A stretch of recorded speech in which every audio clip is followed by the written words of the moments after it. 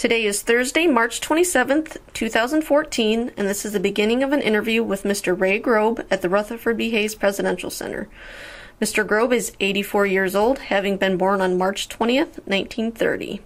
My name is Julie Miley, Manuscripts Assistant here at the Hayes Center, and I will be conducting this interview. Mr. Grob, could you state for the record what war you served in, the area of the military you served in, and the years? It was during the Korean War, which began in June of 1950, at which time I was already a member of the United States Naval Reserve, and later transferred to the Active Reserve Unit in Toledo, and from there in late summer of '51 I went on active duty with out of the 4th Naval District at the Philadelphia Navy Yard. Okay. Now, were you drafted or did you enlist? No, I enlisted in the Naval Reserve as a senior in high school and served in the reserve for 8 years, of which 2 years were on active military duty. Okay. Now, where were you living at the time you enlisted? I've always lived in Fremont. Okay. Was there a reason why you joined? Yes, the reason was that I was a licensed amateur radio operator, which I am to this day. And the Navy was very short of radio operators after World War II, and issued an advertisement seeking licensed amateur radio operators between 18 and 25 years of age to join the Naval Reserve in what they called the V3 program. By doing so, I was able to enlist and immediately be rated a radio man 3rd class. That's a petty officer 3rd class, same as a buck sergeant in the Army. Okay. Now, did you go through any type of boot camp training or anything? Do you recall any of it? All my training was in the reserve program, through the reserve program at Toledo, the Naval Armory in Toledo, which was a very extensive facility. Oh, okay. Now, do you remember any of your instructors, anything like that, fondly, or any? No. As a matter of fact, as far as the radio operating portion of it, they had very little to teach me. Really? I was already a very proficient radio telegraphy operator, Oh. so all I had to learn is some Navy procedure, which was relatively simple for me. So with me, they got a ready-made radio man. How cool. Well, after all your training, where was the first spot that you went? Where did they send you? I was assigned to sea training out of Philadelphia. Everything was done out of Philadelphia because I was, in Ohio, we were part of the 4th Naval District, headquartered at Philadelphia Navy Yard. So I was aboard a PCE patrol craft escort, World War II vintage, out of Philadelphia, where I got my sea training in the Atlantic Ocean. And actually, the most hazardous part of my duty was seasickness. Really? I'm very prone to seasickness. Really? Even though I've been a lifelong fisherman and love to fish, I've been seasick on all 5 of the Great Lakes and 2 oceans. How funny is that? Terrible. Is there any remedy for that? Yeah, death. Oh, I bet that's what you felt like, right? Yes. There were times when I wished I wouldn't wake up next day. Oh my gosh. I wasn't the only one. I remember that at one point during the Atlantic training, we were in gale force winds for several days with mountainous waves, and our little ship was just pitched all over the place. And there was 99 crew total, including the officers, so probably 85 or 90 enlisted men, and they served only 8 people. Food during that period of time out of the 90. So for a 3-day period, there was hardly anyone eating. I mean, it was just, you just absolutely could not. Eat. You guys just didn't want to eat. Yeah, oh right. My God, are you serious? Yeah, I'm absolutely serious. If we could keep down a piece of dry bread, we were lucky. Oh my God. Whoa. It's terrible. The only thing that makes me feel good about that at all is I was far and away from being the only one. And of course, Britain's famous Admiral Nelson, the hero of Trafalgar, was said to be seasick every time he was aboard ship. And he was England's greatest maritime leader. You had to keep that in the back of your mind. Aww. Pretty difficult, though. sitting and typing and having to lean over your shoulder to upgirt you into a wastebasket. Really? Oh my God, that would make it so hard to concentrate. Yeah. I can't even imagine that. Remember, everything is moving too. You know, it's going this way and this way and this way and this way. And oh my gosh. Oh. So that was my most hazardous duty. Is the seasickness? Oh my. Probably lost some weight, huh? Oh, yes, I did. I can't even imagine that. Nah. Okay. You said you served in Korea. No. Oh. I served in the Korean War. Well, that's what I mean. Korean War. Yes. I was looking at the question. It says war. What areas did you go during that time? Well, just strictly the Atlantic Ocean for training purposes, and then instructor training at the Philadelphia Navy Yard.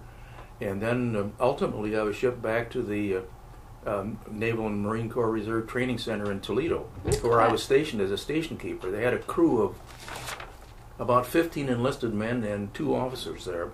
That was their duty station.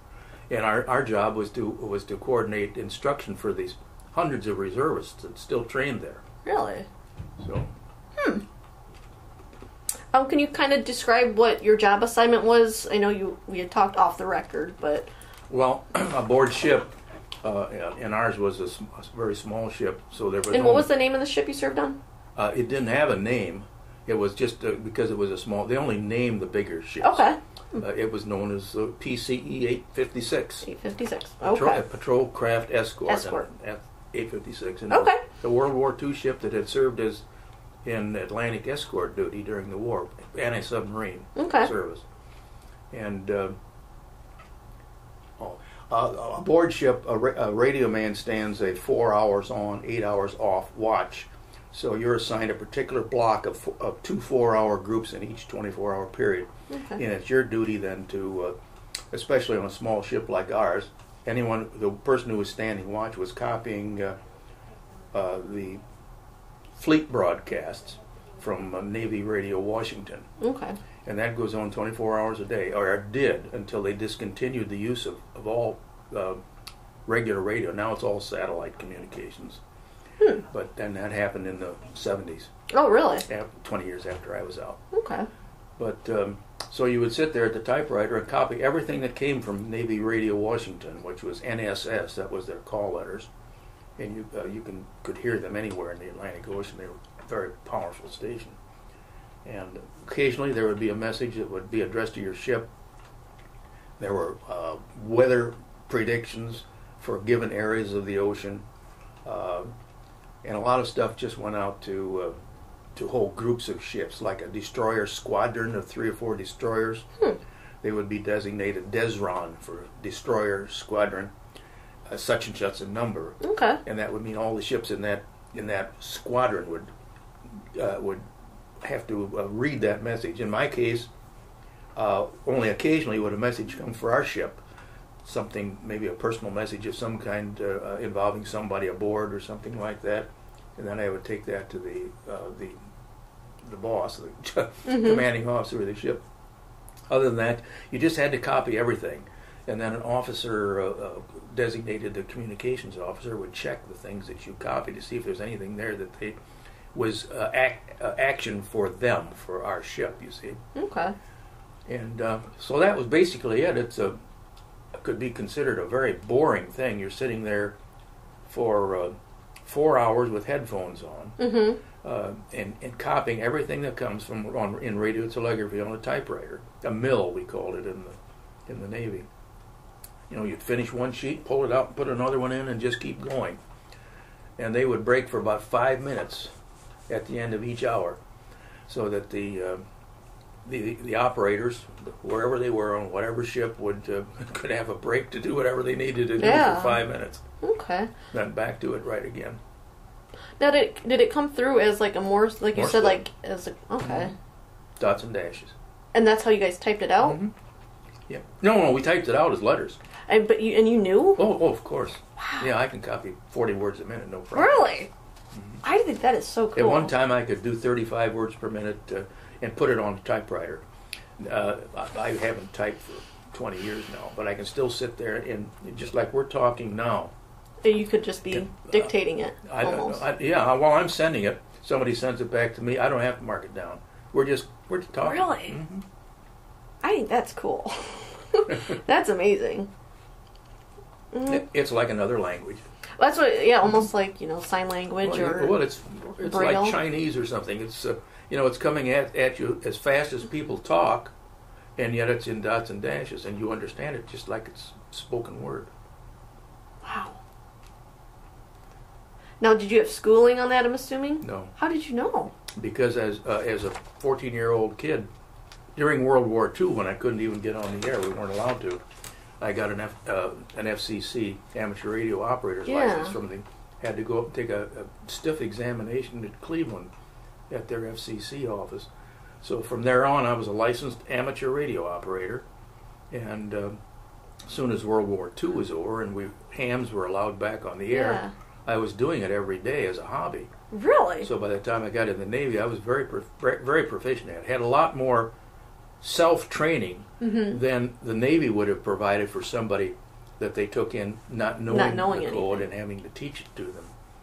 So I was way ahead of anybody who had been Navy trained.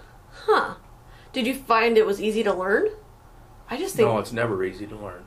It was my passion. I mean, I spent hours a day at it. Okay, because I've never even seen it or heard. I mean, obviously you hear little blips of it, but I just can't even imagine. I use it every day.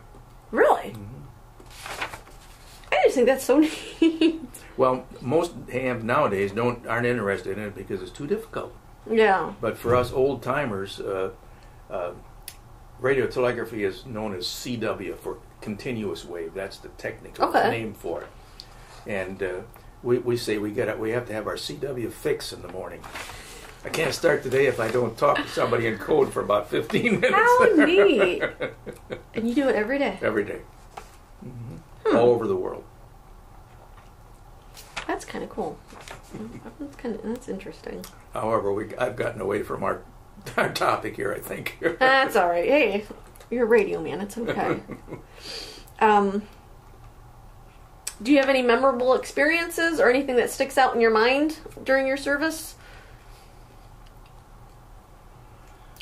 I guess probably because it was so awful. As I mentioned, I think probably the worst part of it was being so horribly seasick for several days on end without being able to eat anything. I mean, it's this is I hate to mention this, but you get to the point where all that's coming up is green bile. It's coming up from your toes. Oh, I've felt that before, so I can't. And you're totally dehydrated. Mm-hmm. So you're feeling terrible. Nowadays they would pump fluids into you. They didn't do that in those days. You just had to survive. Now, did that just happen like right when you guys got on ship, and then you were fine after a couple days, or just the only time I was fine was when the ocean smoothed out. Really? When it was really rough. I mean, it was bad. Oh my God! I've never overcome that. As I said, I've fished on all 5 of the Great Lakes, and I managed to be seasick on all 5 of the Great Lakes. Oh my gosh! I'm not a good sailor.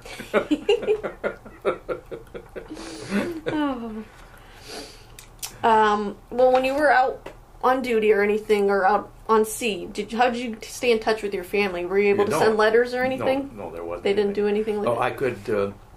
For example, we stopped in Bermuda for several days for Liberty, and to resupply the ship, and I sent Jane a letter or a card, maybe a couple of cards from there. I think probably picture postcards. They were a big thing in those days. Oh yeah. Okay. So, but I just posted them there with the at the regular post office. But I've taken them back aboard ship. They wouldn't have been posted until we got back to Philadelphia. So it wouldn't have been worth it. Let's see. When you guys were on leave or on downtime, how'd you guys entertain yourselves, or what'd you guys do to stay busy? That depended upon your interest. I guess sometimes, if we weren't in a terrible, rough situation, like there were 3 of us radio men aboard the ship, so that broke up the there were 3 of us each serving 8 hours. Yeah, a day, those so 4-hour blocks. 24 hours. And the 2 of us who weren't on duty would sit in there and talk, just because that was our place. Yeah. You know? Nobody else was there. It was just us. Some of the guys who just had general deck duty and things like they'd be down usually in one of the sleeping areas, playing cards, poker, or whatever on the deck. You know, be a whole big ring of them sitting there Really? playing cards. Or if it was really nice, we'd sit out on deck sometimes because this was March. When it was calm, it was quite nice. Okay. Maybe in the 60s, and I'd never experienced things like flying fish before, and neat. You'd go through a wave like this, and maybe a dozen flying fish would come over and land. They'd land on the deck because they couldn't make it off the far end. Yeah. So that was interesting, picking them up and see what a flying fish looked like, then throw them back over the side. So we just. I think, but mostly it's just shooting the breeze, as we called it, with friends in the radio shack. That's what we did mostly. Okay. You guys, do you still keep in touch with anybody from your service days? No, the ones that I knew are gone. Okay. They aren't here anymore. So that's that.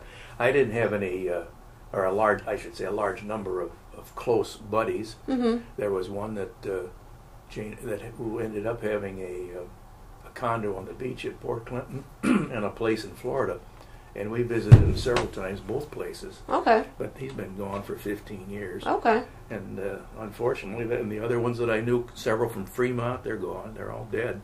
Okay. After you got back from service, what did you do? Well, when I left, I was working for my dad in the photo business, so I came right back to that. Okay. And I spent the next 40 years in the photo business, one way or another. I think it was probably 19 or 20 years after my military service that my dad passed away. And at that point, I sold the camera shop on Justice Street Hill, because it was a question probably of my wife and I spending the rest of our days as mom and pop shop owners and never being able to go anywhere. So I fell back on my knowledge of photography, which I grew up with, and became a nature photographer, and traveled all over the world, all the continents except Antarctica several times, and producing educational nature programs for schools. I did that for 20 years. And I did more than 3,000 school assemblies. Wow. In that period of time. Over 200 every year. That's quite a bit. If you figure that starting, say, 2-3 weeks after school starts, and then stopping about 2 or 3 weeks before the end of the school year, that pretty well filled up every year. Over 200 schools. Wow. And then I wrote for 4 newspapers, and with Jane did a featurette radio show 5 days a week on 4 stations for 25 years. All this was about nature. Okay. Because we were both very interested in nature, and then I had the photography thing as a central part of it too, because I illustrated my newspaper stuff with my pictures, and of course I did these color slide programs for the schools, even new one each year. Okay. So. You weren't married while you were in the service? Yes. Okay. Yes, I was. So you got married before you went on? I married as soon as the Korean War started. I Did thought, you? I'm not going to be around here much longer. As it worked out good though. I mean, since I spent most of my time at Toledo, I could commute most days. Oh, really? Unless I had duty 24 hours. Every 6 days I was on duty 24 hours, which meant I had to stay there overnight. But by the time I was discharged, I had a daughter a year old and a son who was close to being born. Okay. He was born just a couple months after I was discharged. Okay. So I was glad to get out then, and of course I was very, very lucky. I mean, all starting because of my amateur radio hobby. All of this grew out of it. Did you have the ability to use any of the GI Bill? I didn't take advantage of it. I would say a lot of that I've talked with, they yeah, and it's. But it seems like you had the background and sort of the real world experience. Right. As it worked out, I'm glad I didn't go on to college and get another profession. That would have taken me away from the camera shop, and it was through the camera shop that I eventually ended up as a nature photographer and had an absolutely fantastic 20 years. I mean, Jane and I just traveled everywhere. That's a great story. I just think that's just how it all worked out. Yeah. Mm-hmm. I've been very, very fortunate. When you got back, do you belong to any military organizations? I joined the American Legion. Did you? And have been still a member. And, okay. And then started a Boy Scout troop for the Legion and ran it for 5 years as a scoutmaster. I enjoyed that very much too. So. I asked you about that.